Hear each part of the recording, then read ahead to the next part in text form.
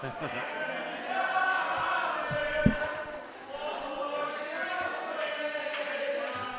letra y todo.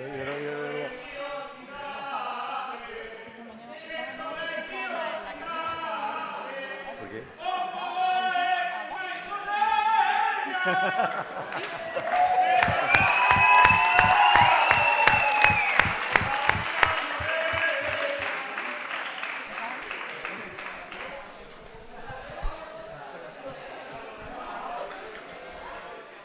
David, ¿las traducciones están preparadas?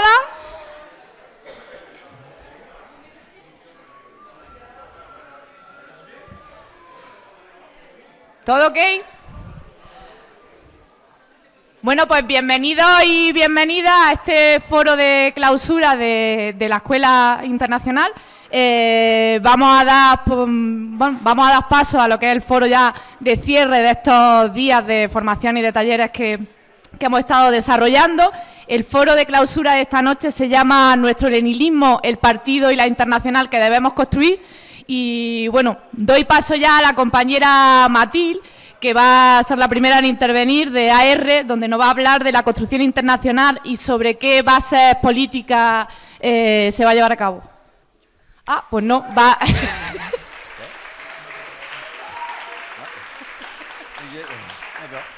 Bueno, luego doy paso a Matil porque voy a dar paso a Xavier primero, donde nos va a hablar sobre el aporte de Leni en nuestra intervención hoy en día.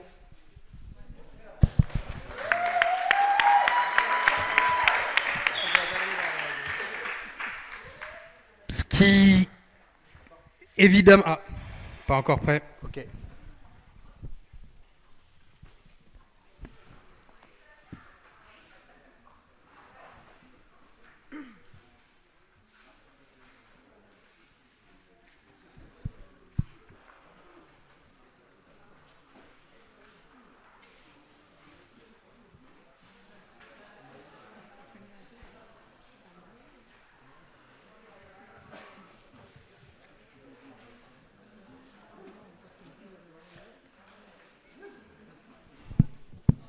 Ok.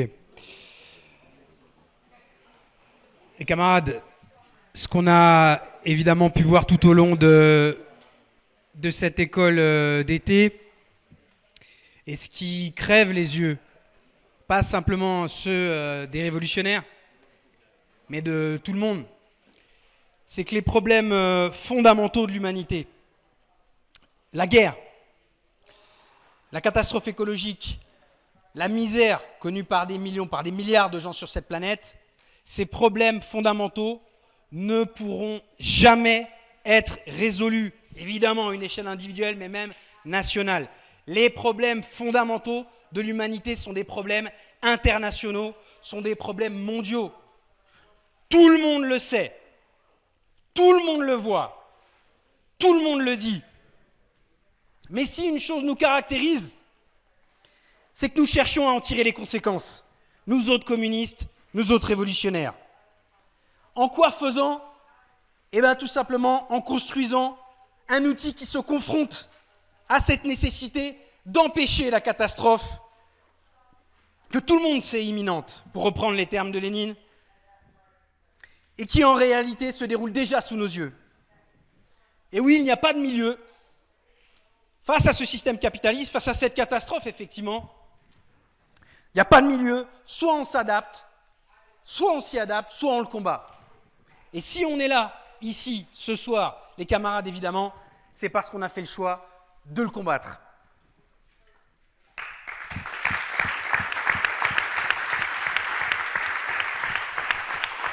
Ou plus précisément, les camarades, si on est là ici ce soir, c'est pas qu'on a simplement fait le choix de combattre, c'est qu'on a fait le choix d'essayer de se donner les moyens de gagner. Parce qu'on peut se battre parfois parce qu'on est désespéré, on peut se battre parce qu'on pense que c'est juste, même si on pense qu'on ne va pas gagner. Nous, si on se bat, c'est parce que la possibilité de gagner, on la voit. Et si une personne, quelque part, même si on n'aime pas les distinctions personnelles, on n'aime pas les médailles, on n'aime pas les titres, on n'aime pas les chefs, bon. Mais si une personne incarne par excellence la construction d'une organisation de combat, d'une organisation qui se donne comme objectif de prendre le pouvoir à l'échelle nationale et internationale, en un mot, de construire un parti, une internationale révolutionnaire, eh ben c'est bien Lénine.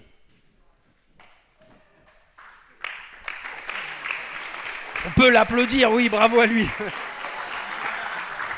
Parce qu'après tout, avec d'autres, il a dirigé une révolution qui a renversé le capitalisme sur 1/6 du globe.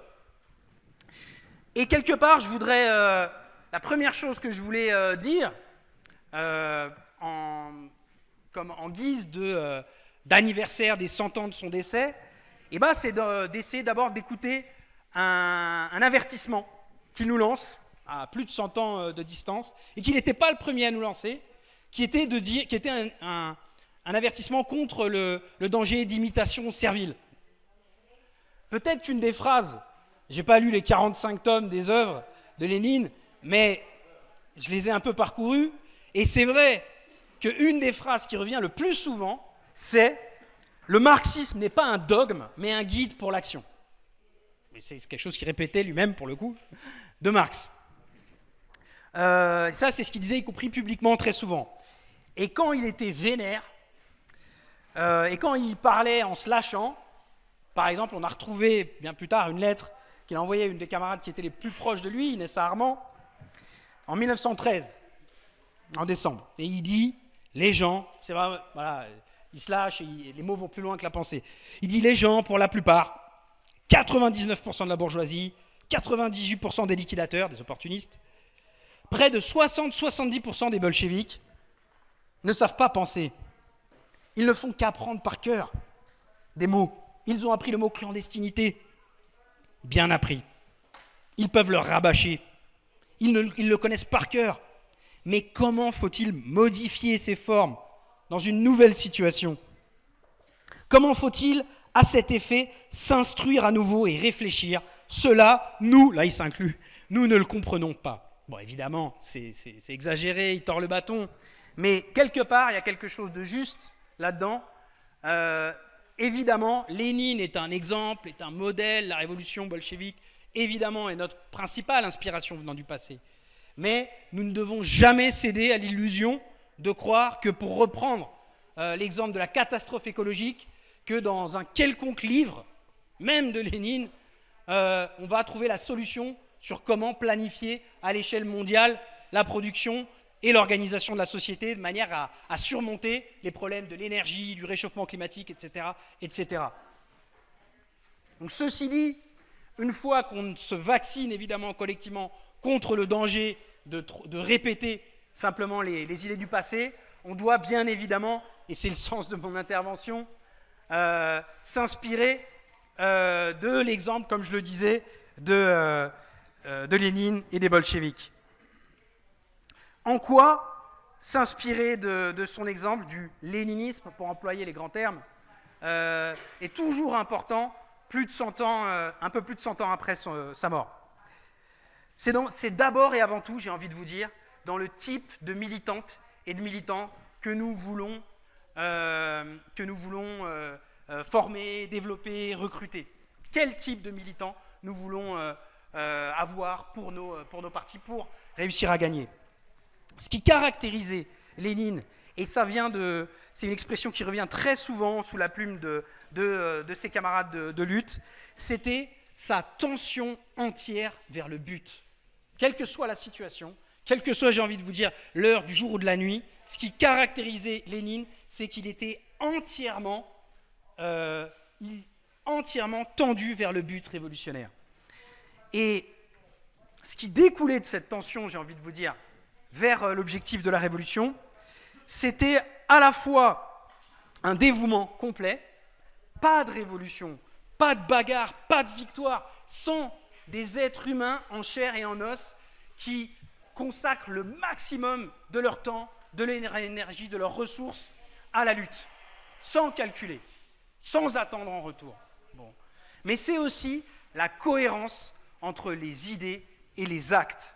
Nous ne voulons pas des grands dirigeants ou dirigeantes d'un côté qui écrivent et d'autres qui exécutent. les camarades qui ont tendu les tentes, qui ont monté les cabines de traduction, sont les mêmes que ceux qui écrivent des livres à cette tribune, littéralement. Celles et ceux qui écrivent les résolutions des comités centraux, des directions nationales, sont aussi, celles et ceux sont les mêmes qui font face aux flics, aux huissiers, aux patrons tous les jours, et qui demain, quand il le faudra, prendront les armes. Parce que prendre la révolution, ça passe aussi par là. Et quelque part, quand on dit qu'il faut construire un parti de cadres, ce n'est pas des cadres comme des chefs, comme ces petits chefs dégueulasses que nous combattons tous les jours, c'est exactement l'inverse. C'est la volonté de justement avoir des camarades capables de faire face à l'ensemble des situations, en tout cas qui essayent de s'y préparer au mieux, et d'abolir cette frontière qui est une des sources de la division en classe, la frontière entre ceux qui décident et ceux qui exécutent. Cette frontière-là, ce n'est pas simplement qu'on la combat par les idées, on la combat aussi en actes.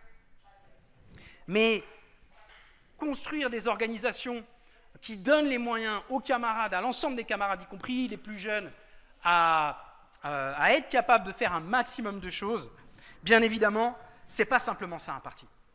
Ce n'est pas simplement ça une internationale. Ce n'est pas simplement une addition de gens plus ou moins brillants, ou en tout cas qui essayent de se donner les moyens de donner le meilleur d'eux-mêmes. C'est quelque chose de beaucoup plus que ça. Au-delà de ce profil individuel, nous avons besoin d'une force collective. Ça ne sert à rien d'avoir raison tout seul. Tu peux être super intelligente ou super intelligent, tu peux avoir lu plein de bouquins, tu peux être brillant, tu peux avoir la répartie, tac, et dans un débat, dans une fac, ou même dans un atelier, avoir la bonne réflexion, mais si tu es tout seul, tu ne gagnes pas. On veut avoir raison à très nombreuses et très nombreux. Et Lénine, s'il avait une qualité peut-être qui le distinguait de tous et toutes les autres, c'est qu'il faisait progresser, il s'intéressait à tous ses camarades et il cherchait à les faire progresser, à construire un groupe qui avait raison à plusieurs et même à très nombreux. Bon. Parce que quelque part, nous construisons une espèce de mosaïque, pour reprendre une autre métaphore. Chaque lutte, chaque acte militant couronné de succès ou parfois pas couronné de succès est une petite partie du tableau qu'on essaie de peindre. Que ce soit les femmes de chambre à Grenade, les étudiantes et les étudiants à Nanterre, des hospitaliers à Athènes, des postiers en banlieue parisienne, qui font reculer le patron, donner une cohérence à tout ça. Qui va donner cette cohérence à ça ? Nous-mêmes. Nous-mêmes. Et le parti, l'organisation qui donne cette cohérence, c'est nous-mêmes, c'est ce que nous cherchons à construire. Pour essayer de donner une idée, en tout cas, de comment, à mon niveau, j'ai pu faire l'expérience de ça plutôt qu'en prendre conscience, c'est les prises de parole et les assemblées générales dans les services, dans les boîtes. On n'agit pas de la même manière, on ne pense pas de la même manière quand l'ensemble de tes collègues de boulot se lèvent, arrêtent de bosser et en plafonnent des chefs.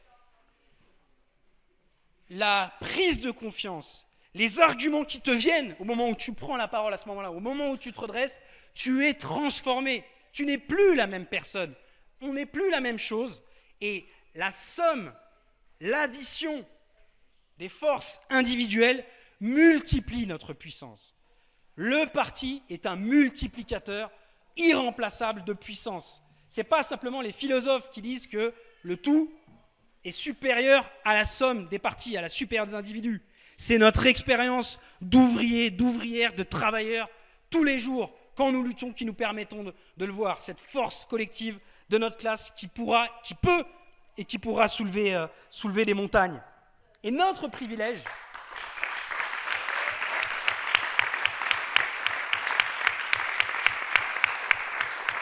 si nous avons un seul privilège, c'est que construire un outil qui soit cette addition de force et cette multiplication de puissance, notre privilège, c'est de le construire nos collègues, nos camarades qui ne sont pas organisés politiquement le font au moment des grèves, au moment des luttes, au moment des pics d'activité. Nous le faisons tous les jours. Tous les jours, c'est le seul privilège qu'on réclame, et pas qu'on réclame, tout simplement qu'on met en place nous-mêmes. Dans la culture populaire, vous avez remarqué que le type de personnage, un des types de personnages les plus populaires et les plus rentables, ce sont les super-héros et les super-héroïnes. Pas une semaine ne passe sans qu'il y ait encore un film de Marvel ou DC, machin, super-héros par-ci, super-héros par-là. Ça n'existe pas, les super-héros. Ça n'existe pas, les super-héroïnes.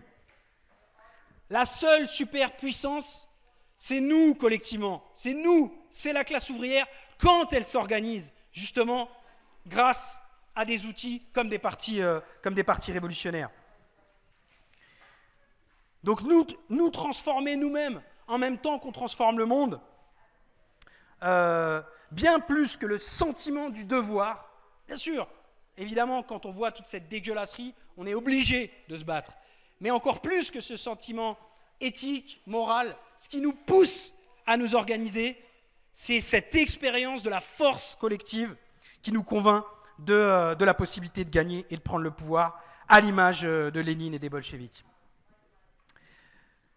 Donc j'allais vous dire, et quelque part cette addition, aujourd'hui on n'est pas là simplement pour additionner des forces individuelles, on est en train, y compris, de faire des pas en direction d'additionner les forces des révolutionnaires qui viennent de plusieurs courants, de plusieurs organisations, comme vous l'expliquez Mathilde et Ruben dans quelques minutes.